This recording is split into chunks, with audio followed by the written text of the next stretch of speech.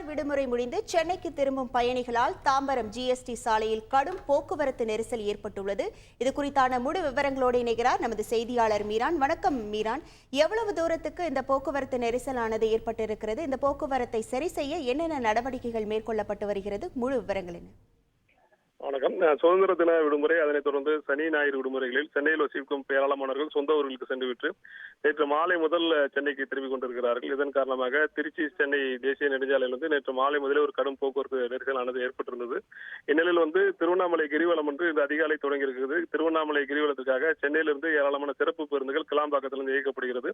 ஏராளமானவர்கள் திருவண்ணாமலைக்கு கார்களிலும் சென்று கொண்டிருக்கிறார்கள். இதன் காரணமாக கடுமையான ஒரு போக்குவரத்து நெரிசலானது ஜிஎஸ்டி சாலையில் ஏற்பட்டு வந்தது. இந்த நிலையில் சொந்த ஊர்களுக்கு சென்றவர்கள் இன்று அதிகாலை சென்னை திரும்பிக் கொண்டிருக்கிறார்கள். இதன் காரணமாக தாம்பரம் ஜிஎஸ்டி சாலை பகுதி, அதே போல பெருங்குளத்தூர் பகுதியில் போக்குவரத்து நெரிசலானது தொடங்கியிருக்கிறது. அலுவலக நாளான இன்று அதிக அளவு வாகனங்கள் ஜிஎஸ்டி சாலையில் வருவதன் காரணமாக ஏராளமான இடங்களில் கடுமையான ஒரு போக்குவரத்து நெரிசல் ஏற்பட்டிருக்கிறது. போக்குவரத்து நெரிசலை கட்டுப்படுத்தும் பணியில் தற்போது போக்குவரத்து போலீசார் ஈடுபட்டிருக்கிறார்கள்.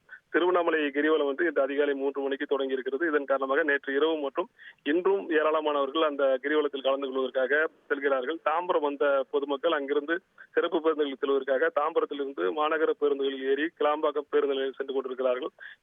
இதன் காரணமாக ஏராளமான பயணிகள் கூட்டமானது தாம்பரம் பேருந்து நிலையத்தில் அலைமோதுகிறது. ஏராளமானவர்கள் தாம்பரத்திலிருந்து கிளாம்பாக்கம் சென்று அங்கிருந்து திருவண்ணாமலை கிரிவலத்தில் செல்வதற்காக சென்று கொண்டிருக்கிறார்கள்.